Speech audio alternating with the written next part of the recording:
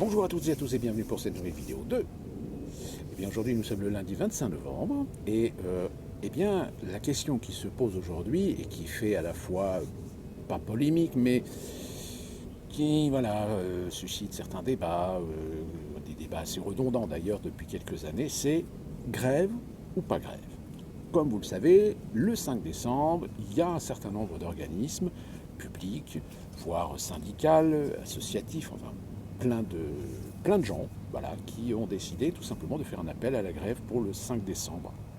Alors évidemment, la grève en France, c'est quelque chose d'assez sacré, c'est même constitutionnel, sauf que depuis quelques années, aussi bien dans le domaine privé que dans le milieu public, on a essayé un petit peu d'entraver ce droit. C'est-à-dire qu'on dit toujours oui, c'est un droit de manifester, le droit de manifester, le droit de faire grève, sauf que derrière, on a petit à petit incrémenté des textes, incrémenté des lois, incrémenté des éléments, dont un des éléments qui a été évidemment le plus discuté, ça a été le service minimum. C'est-à-dire que dans les services publics, qui dit service public dit service. Et si ces services font grève, eh bien il n'y a plus de service.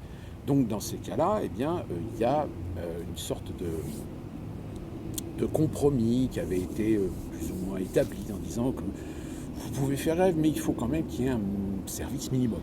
Le problème du service minimum, c'est que ça implique de pouvoir, pas forcément assurer toute l'intégrité du service quotidien de ce service public, mais au moins d'assurer le strict minimum. Sauf que le strict minimum, eh bien, ça n'entrave pas l'activité du pays.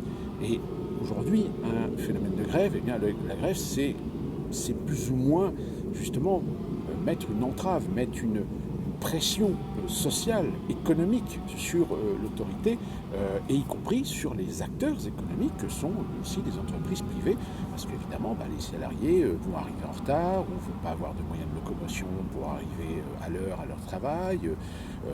Toutes les entreprises privées qui dépendent de toutes les stratégies, infrastructures logistiques par des transports, etc., évidemment, les transports, ça va être considérablement gêné. Donc la question se pose, est-ce qu'aujourd'hui le droit de grève, le fait de pouvoir bloquer un certain nombre d'activités dans le pays, est légitime ou non ? Je pense sincèrement que quand on est dans un pays comme la France, qui aujourd'hui est entre les mains d'un président ultralibéral et qui a de toute façon la détermination et la mission de détruire le pays et de détruire sa fonction publique, je pense que la plupart des Français sont conscients que ce mouvement de grève, eh bien, il est important. Il est important pourquoi ? Tout simplement parce que même si l'aspect consumériste, l'aspect individualiste d'un certain nombre de Français va toujours porter une critique sur ces mouvements de grève, quels qu'ils soient, dont d'ailleurs les médias sont assez friands de ce genre de public, parce que ça légitime plus ou moins de dire « ouais, mais les grèves, il y en a marre ». Il y a toujours des grèves, et forcément ça nuit l'intérêt individuel de pouvoir se déplacer, de pouvoir aller travailler, de pouvoir gagner sa croûte, de pouvoir payer ses factures, de pouvoir se déplacer, d'aller au cinéma, d'aller faire son shopping. Donc forcément, c'est quelque chose qui est un phénomène qui en fait réussit à plus ou moins mettre en opposition les gens. Et d'ailleurs, le phénomène des gilets jaunes a été confronté à ça. Il y a beaucoup de gens qui ont contester, protester, voire même manifester contre les gilets jaunes. Parce que, au sein des gilets jaunes, il y avait des idées ou des conceptions qui ne convenaient pas à un certain nombre de gens et qui surtout nuisaient à l'activité économique de certains dont dépendent le revenu. Je dirais même que certains ont même organisé des manifestations, des contre-manifestations qu'on appelait les gilets rouges d'ailleurs, je crois, mais qui finalement s'est retrouvé avec un ensemble d'individus qui très clairement n'étaient pas des salariés ou des employés condamnés à la servitude et à l'endettement. Enfin bref, tout ceci pour dire que la grève aujourd'hui, c'est un moyen de tout simplement, affirmer qu'on veut conserver les acquis, et surtout en ce qui concerne la SNCF. Alors c'est évidemment l'un des sujets principaux concernant souvent les grèves, c'est-à-dire la SNCF qui fait grève. Alors oui, il y a des régimes spéciaux, et je reconnais tout à fait qu'il y a des réformes à faire dans ces régimes spéciaux, et que ça permettrait justement de rétablir un certain équilibre entre le public et le privé. Le seul problème, c'est que si parfois on considère qu'on doit prendre la valeur ajoutée de certains acquis au profit des autres, eh bien c'est souvent l'inverse qui s'est provoqué depuis à peu près une vingtaine d'années. C'est-à-dire qu'on va plutôt dans le sens descendant que dans le sens montant de l'intérêt des employés, de l'intérêt des salariés. D'autant plus qu'avec toutes les différentes réformes qui ont eu lieu depuis ces 20 ou 30 dernières années, eh bien malheureusement, même la fonction publique aujourd'hui est confrontée à des niveaux de salaire relativement bas. Et ces niveaux de salaire, comme dans le privé aujourd'hui, eh bien on arrive à un point de rupture. C'est-à-dire que finalement les anciens qui ont bénéficié des augmentations de salaire, qui ont bénéficié de gratifications, etc., ont des niveaux de salaire plus élevés.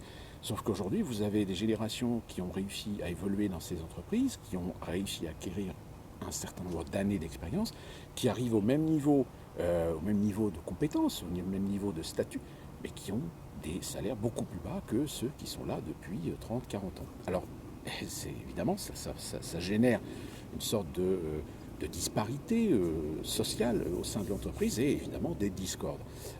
Et ça, dans le public, ça reste toujours un problème. Dans le privé, eux, ils ont trouvé la solution, c'est que petit à petit, avec les années, ils ont essayé de se débarrasser des anciens. Donc ils se sont débarrassés des compétences, des savoir-faire, au profit d'une jeunesse, d'une jeune génération qui est arrivée sur le marché, sauf que cette jeune génération, la jeune génération qui arrive aujourd'hui, eh bien aujourd'hui elle est confrontée à un désert de compétences, un désert de connaissances, un désert de savoir-faire, parce que ceux qui détenaient ce savoir-faire eh bien, sont partis ou ont été remerciés, ou ont été virés, ou ont fait partie de charrettes, comme on les appelle. Donc voilà, ça c'est un des détails malheureusement des conséquences de cette politique aujourd'hui. Et essentiellement, la grève qui va avoir lieu le 5 décembre, c'est aussi sur les retraites. Alors le problème des retraites, c'est évidemment les régimes spéciaux, mais aussi le fait que les caisses sont vides. Le fait qu'aujourd'hui la France est confrontée à un phénomène, le fameux baby boomer qui est aujourd'hui arrivé à l'âge de la retraite, va augmenter les besoins en budget, les besoins en argent, les besoins en pension pour la plupart de ces individus. Donc c'est pour cette raison que les futures générations, j'ai envie de dire, les futures générations, si vous avez regardé cette vidéo, si vous avez, 25, 30 ans, dites-vous bien que vous serez à terme condamné à travailler au moins jusqu'à 75 ans. Pourquoi 75 ans ? Tout simplement parce que c'est le niveau de cotisation qui déterminera si on pourra continuer à payer les pensions de tous ceux qui sont à la retraite. On ne parlera pas évidemment de parfois certains phénomènes qui arrangent un petit peu les budgets. Je parle par exemple de ce phénomène qui en 2003 ou 2005, où il y a eu cette fameuse canicule et il y a eu à peu près, je crois, 3000 personnes qui sont décédées, essentiellement des personnes âgées. Oui, mais ça fait des pensions en moins à payer. Ou plus récemment, on a l'exemple de la pension de reversion. Vous savez, cette pension qui est reversée à la veuve d'une personne.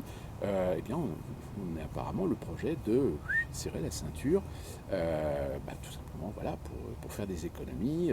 Et par contre, à côté de ça, on n'a toujours pas résolu le problème des pensions de certaines personnes. Alors, vous allez me dire c'est un détail, que c'est pas ce qui creuse les caisses de l'État, mais quand même, je veux dire, sur le plan politique et sur le plan même de confiance de la part de nos compatriotes et plus particulièrement des personnes qui sont retraitées et celles qui vont bientôt être retraitées, quand ils entendent qu'il y a des gens qui ont 150 ans, 160 ans dans certains pays, parce que c'est des gens qui sont venus vivre en France, qui ont travaillé, qui ont donc gagné le droit d'avoir une retraite, oui, sauf que le problème c'est qu'ils touchent une pension alors que leur âge est tout à fait symbolique du fait qu'à mon avis, ils ne sont certainement pas vivants. Alors il y a eu quelques affaires qui ont été mises, mais on n'a pas de statistiques réelles sur le nombre de fraudes, finalement, parce que on appelle ça de la fraude, sur les retraites de ces personnes qui, je le rappelle, toutes les personnes qui travaillent en France, qui sont des étrangers en situation régulière en France et qui travaillent, qui cotisent, ont parfaitement le droit de toucher une retraite. C'est la logique des choses, c'est mathématique et c'est un droit. Donc là-dessus, pas besoin de le contester. Le problème, c'est qu'apparemment, au niveau de la gestion, on s'est un petit peu lourdé et ça prouve qu'il y a des dysfonctionnements aussi à ce niveau-là. Alors à savoir, est-ce qu'on peut considérer de dire que toutes les personnes qui ont aujourd'hui 30, 40 ans, qui seront peut-être à la retraite dans 10 ou 15 ans, finalement, est-ce qu'on va avoir une retraite ? par exemple, moi qui ai travaillé, qui ai cotisé, est-ce que je vais avoir une retraite? Pas sûr. Pas sûr parce que depuis plusieurs années, on le sait, sont cachés surprécisément en coulisses dans les sphères du pouvoir en France, eh bien, les sociétés privées, des sociétés privées de fonds de pension pour capitaliser tout simplement les retraites. Alors, pour ceux qui ne comprennent pas trop les subtilités de cette différence, la France possède un système de retraite qui est un système de retraite par cotisation, par répartition. C'est-à-dire que les gens qui cotisent aujourd'hui cotisent pour payer les retraites de ceux qui sont à la retraite. Le système de fonds de pension, c'est-à-dire que vous payez une certaine somme qui vous donnera un droit à la retraite, mais l'argent que vous payez, en fait, va servir à faire de la spéculation. C'est-à-dire qu'on va spéculer avec cet argent pour vous permettre peut-être de gagner, bon, généralement un petit pourcentage, hein, parce qu'en général, ce sont les sociétés qui, elles, se sucrent un pourcentage plus important, mais vous allez gagner un petit gain pour gagner un petit peu plus, etc. Sauf que le problème de ces sociétés-là, c'est que, vu la situation du marché de la finance aujourd'hui, on ne peut pas franchement considérer que c'est une bonne affaire. La preuve en est, c'est que moi-même, j'ai fait cette expérience aux États-Unis d'une société qui faisait des propositions pour justement placer, ou tout du moins prendre un système, un contrat d'assurance de retraite sur un fonds de pension.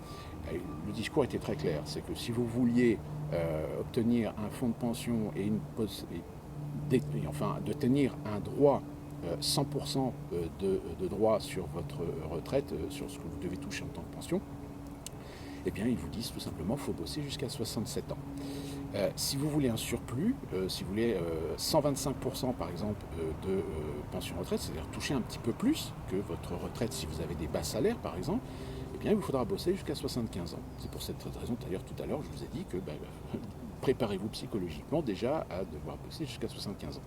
Alors ça peut peut-être fonctionner pour des gens qui n'ont pas des métiers extrêmement physiquement contraignants, mais évidemment pour tous les gens qui travaillent dans des métiers où physiquement au bout d'un moment, arrivé même à 50 ans, 55 ans, 60 ans, physiquement vous n'avez plus la jeunesse de vos 20 ans et vous ne pouvez plus continuer à pratiquer ces métiers-là. Donc fatalement, ces types de personnes-là, déjà aux États-Unis, sont sacrifiés. Ils sont sacrifiés parce qu'ils ne pourront jamais bosser jusqu'à 65 ans, donc ils ne pourront jamais toucher une retraite conséquente, surtout si ils ont des salaires relativement bas. Donc c'est pour cette raison que aux États-Unis, eh bien, il y a un phénomène de précarité qui s'est imposé, même au niveau des retraités, et qui fait que vous avez de plus en plus aujourd'hui, dans un certain nombre de petits métiers, des métiers de service, eh bien, des gens qui ont souvent plus de 70 ans, ce qui fait un peu bizarre d'ailleurs, parce que quand on n'est pas habitué à voir ce genre de choses, c'est malheureusement un phénomène assez récurrent. Voilà, donc c'est quelques petites informations que je vous donne par rapport à ça, pour vous dire tout simplement que cette grève, elle est légitime. Cette grève, elle son intérêt. Alors je ne dis pas que tout est bon dans les revendications qu'il y a dans cette grève, je dis simplement c'est qu'il y a en effet des réformes à faire pour essayer de redonner un petit peu d'équité sur certains statuts et dans certains services publics, mais la réforme qui est proposée, c'est clairement une réforme qui va à un moment donné, à terme, à pousser les gens à bosser plus, et bien peut-être pour gagner une retraite moindre. Et ça, malheureusement, c'est l'ultralibéralisme qui est derrière, tout simplement parce que, à terme, quand on vous dira, écoutez, si vous voulez continuer à cotiser à une caisse par répartition, mais au final, ne rêvez pas que vous allez toucher ne serait-ce que 75 ou 80% de votre retraite, vous toucherez peut-être que 60%. Mais par contre, si vous voulez toucher plus, eh bien, nous vous proposons peut-être d'aller sur des réseaux privés. Ces réseaux privés qui aujourd'hui existent. Hein. Vous avez la possibilité en France, le droit même, de pouvoir cotiser à des caisses privées en dehors du régime général. Sauf qu'évidemment, évidemment, beaucoup d'entreprises et surtout le système, c'est comme la sécurité sociale. La sécurité sociale, aujourd'hui, n'importe quel salarié, n'importe quel employé a le droit de choisir sa sécurité sociale. Sauf qu'évidemment, pour des raisons de convenance, des raisons de stratégie, des raisons de monopole, de raisons aussi de de logistique au niveau des entreprises. En général, on dissuade les gens de le faire parce que ça peut compliquer, on va dire, toute la charge administrative des entreprises. Donc en général, on s'arrange toujours pour faire comprendre aux gens, oui, vous avez le choix, mais en réalité non, parce que vous cotisez pour la caisse générale, et puis un point, c'est tout. Voilà. Donc, bonne grève à ceux qui ont manifesté le 5 décembre. Après, on verra ce que ça va donner. Moi, je suis un petit peu sceptique parce que il faut savoir quand même que les syndicats se reviennent un petit peu sur le devant de la scène. J'ai l'impression qu'ils font un petit peu semblant de se mettre vraiment en opposition, voire même en confrontation avec le gouvernement. Moi, je pense qu'à mon avis, c'est de la façade. Mais on verra ce que ça donnera. Mais de toute façon, on est bien parti pour que de plus en plus de Français se rendent compte qu'on va droit dans le mur et que malheureusement, il va y avoir un moment donné où il va falloir faire bouger les choses. Alors après, bouger les choses, je vous laisse traduire ça comme vous le voulez. Moi, personnellement, j'ai ma petite idée, mais ça, j'ai pas le droit de le dire parce que sinon, on risque de me censurer sur YouTube. On se retrouve très prochainement avec plus de soleil, peut-être pas autant de ciel bleu parce que il commence à faire froid ici. Et d'ici là, portez-vous bien.